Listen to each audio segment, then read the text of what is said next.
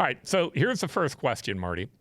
Stand With Us as an organization. If you would, tell us a little bit about it. I know you were both a co-founder of that as well as being legal counsel to it today. Tell me a little bit about the organization.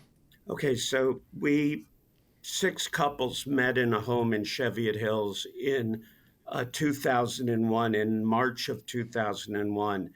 And we met to find a way to get the LA Times to be more fair and balanced towards Israel. And then 9/11 happened. And one of the founders' daughter was at UCLA, and she was experiencing some anti-Semitic, anti-Zionist pressure. And so we shifted the organization from a media organization to become an educational organization about anti-Zionism and anti-Semitism. We are among the top maybe 2 or 3 combatants of that. We have a large organization. We have 175 employees. We have offices all over the world. One of our departments is the legal department. We have 300 pro bono attorneys who take on cases that students have because they're professors or they're being intimidated by other students on campuses. And right now we have over 400 open cases at colleges all across the world, universities and high schools all over the world. And we're fighting the good fight. And the one thing I will tell you, which is probably the best way to start, is we're sort of modeled. Historically, Jews were silent. We got targeted and we were silent. And part of our motivation is the following. It's a poem by Pastor Martin Jannol, who was a pastor in Germany during the Nazi era. Here's what he writes. First, they came for the socialists, and I did not speak out because I was not a socialist. Then they came for the trade unionists, and I didn't speak out because I was not a trade unionist. Then they came for the Jews, and I did not speak out because I was not a Jew. And then they came for me, and there was no one left to speak for me. And we basically are saying we're not going to be silent. We're not going to be just target practice. We're fighting back, and we're fighting back directly. And we don't care if you don't like it. But the one thing I want to say, and then I'll end it, we are not political. We don't take positions on any political issues. We are an educational organization, period. There are organizations that are pro-Palestinian that think of us as a right-wing organization, but we really aren't. If you look at our materials, that's just a way for them to try to manipulate reality, which is a theme that we're going to talk about here today. I just wanted to say thank you so much, Marty. Thank you so much for all the work that you and your wife are doing. I know that she's also a co-founder, and I so appreciate the commitment to the cause. There's something, Paul and I have been talking about this in the last several weeks about, what is the right way to handle anti-Semitism on university campuses. And, we started to talk about the Supreme Court rulings, and Paul can certainly talk more about his interaction with the Supreme Court when he was mayor, in trying to find a fair and just approach. And I think that this is a valid question. How can we still promote free speech and protect free speech as a civil right, and yet still, not promote anti-Semitism or educate people? What's the right answer for university campuses? What should we see leadership doing on university campuses today? And I think we're getting such a wide spectrum of responses that I'm quite shocked to see, like, how is this even possible in today's age? Just the level of anti-Semitism that is coming from professors, and how do they still maintain their job? How is that okay? And so all of that is quite concerning. I'm really interested to hear what Stand With Us is doing as a response to what we're seeing on university campuses. Okay, Emily, that's a very compound question. Let me address several of the issues to try to get to it. So the first thing is I'm a child of the 60s, and I was part of the protest movement against the Vietnam War. Fair enough. We protested. We sat in. We marched.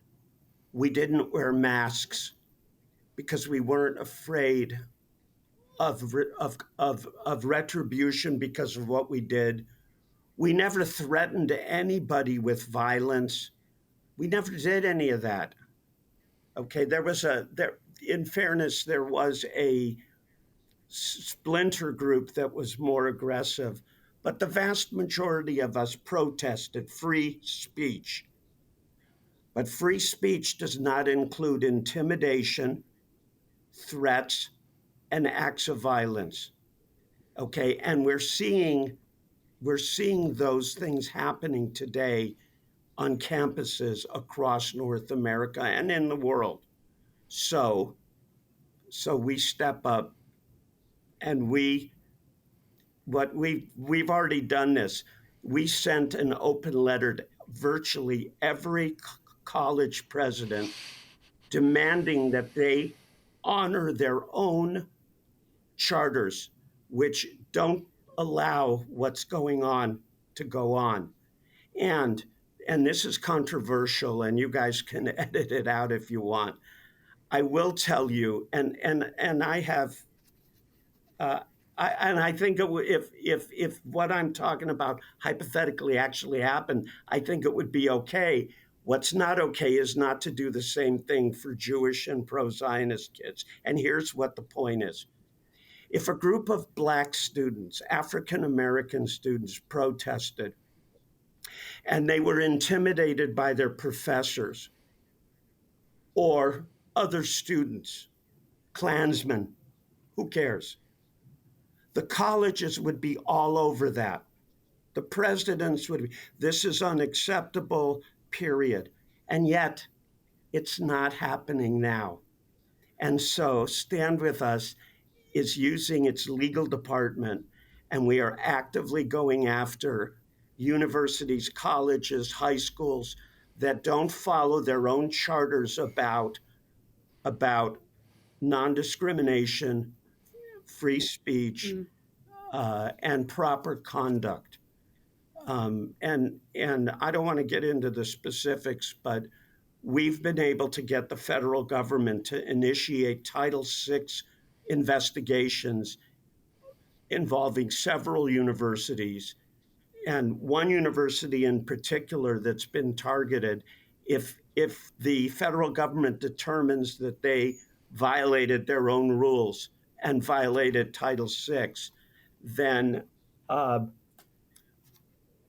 they're going to lose $1 billion a year of federal money. Oh, shoot. So Emily, the answer is we are not sitting quiet, and we're taking aggressive action to require institutions to follow their own rules. That's amazing, Marty. Thank you. So here's what's surprising to me. You know, I think back to 5 years ago. 5 years ago, literally at Charlottesville, we had 1,000 young white men, literally with torches lit, that marched, that you can go online and see this, that said, Jews will not replace us. We had a president who said there are good people on both sides. I would have never dreamed at that day that we might actually have a bigger problem with the radical left than we were having with the radical right. Now, the radical left, we had a college professor that said that he was exhilarated by what he saw on October the 7th. We're hearing from the river to the sea, which of course means we're going to march the Jews to the sea. We're going to exterminate them. What has become surprising to me, what's surprising to me the most is that literally we're in this position where we have a radical left that isn't far away from being the Proud Boys on the other side. Now, the universities, it seems to me the problem that they have, at least from my view of it, is that they've banned groups on the right. If the Proud Boys were to do that on their campus, they would ban them. They've banned groups on the right, like Ann Coulter can't speak. For that fact, Bill Maher can't speak.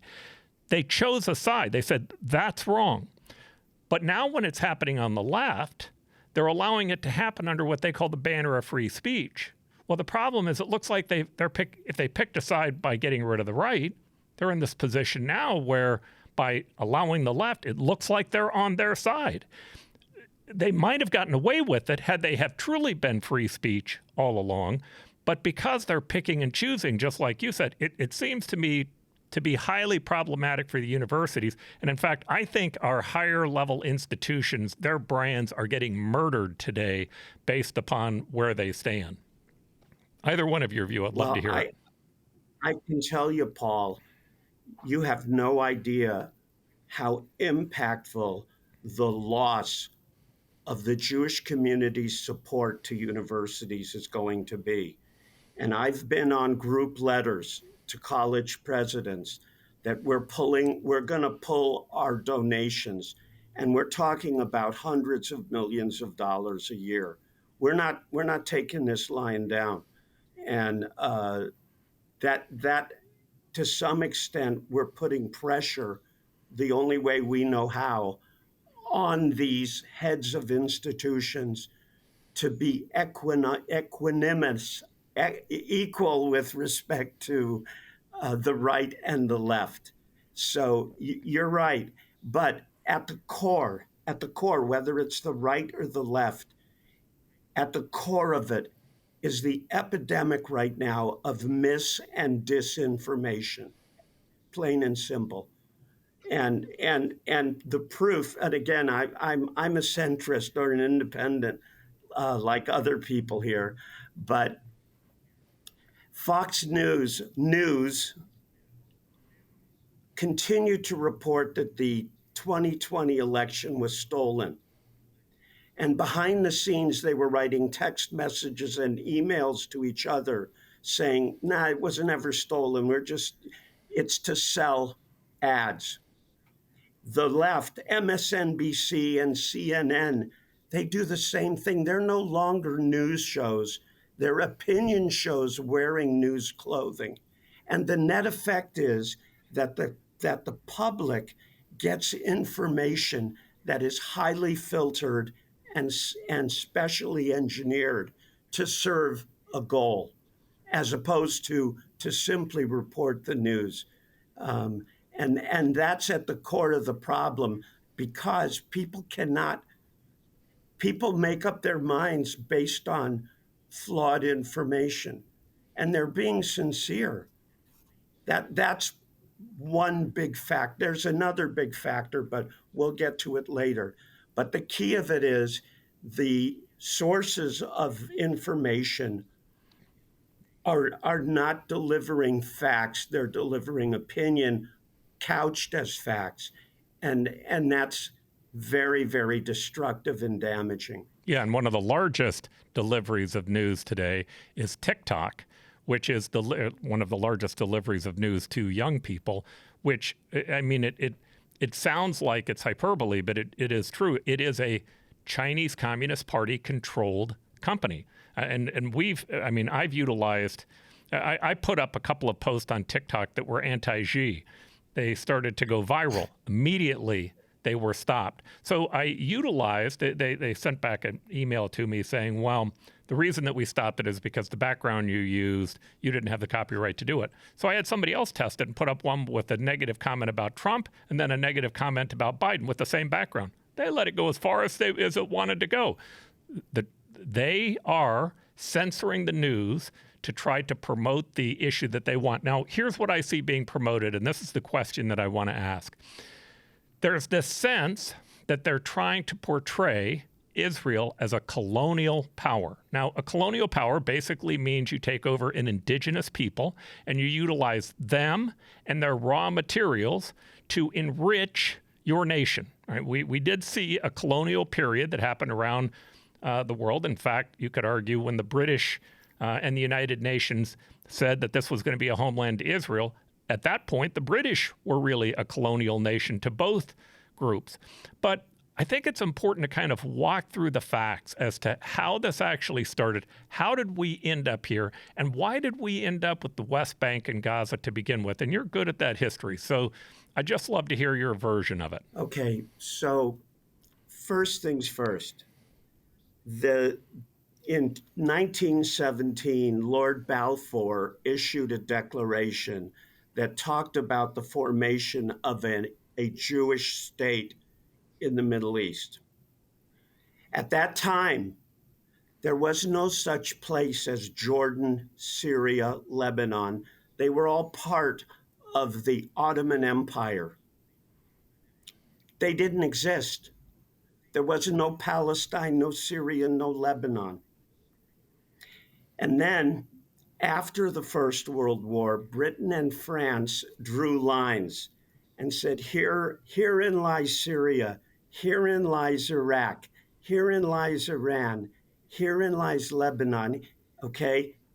And they left, again, in the 20s, they left Israel as sort of an ambiguous, amorphic thing. Fine.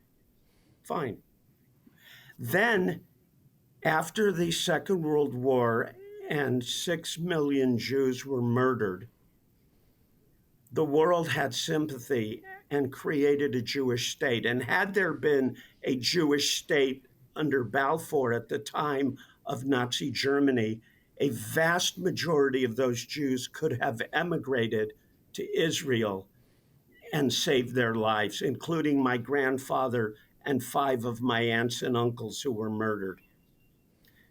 So in 1948, the United Nations explicitly established Israel as a Jewish state. It had the support of international law and the principal global organization. That was not acceptable to the Arab world, and so they attacked to try to destroy the fledgling state of Israel. 1948? One problem. Israel beat the tar out of them. And so Israel established itself as a permanent place. We can talk about displacing Palestinians, fair comment, okay? But just so you know, your listeners know, it's about 800,000 Palestinians fled primarily to Jordan, and some to Lebanon. But 700,000 Jews were expelled from Arab and Muslim countries at the same time. They got no reparations, they got no accommodation, but they were able to go to Israel, and that's where most of them went. So from a contextual standpoint, Israel is a lawful state. Crimea was annexed by the Russians, has never been sanctioned, and the level of outcry is far, far less. Why? Well, I don't want to answer that because that indicates too much of my point of view. And by the way, historically, when countries engage in war and take over land, they don't return it. They don't return it. They keep it. Let's talk about America. What reparations have we paid to the American Indians, the Native Americans, whose land we stole? I'm not saying we shouldn't have stolen it, but we did. Where is the outcry? In other words, when it comes to Jews in Israel, there is a myriad of double standards. So Israel is held to a standard that is inconsistent with every other country on the planet. And that's fine. Just leave us alone. You know, keep your opinion. So, does that answer your question? I think it does.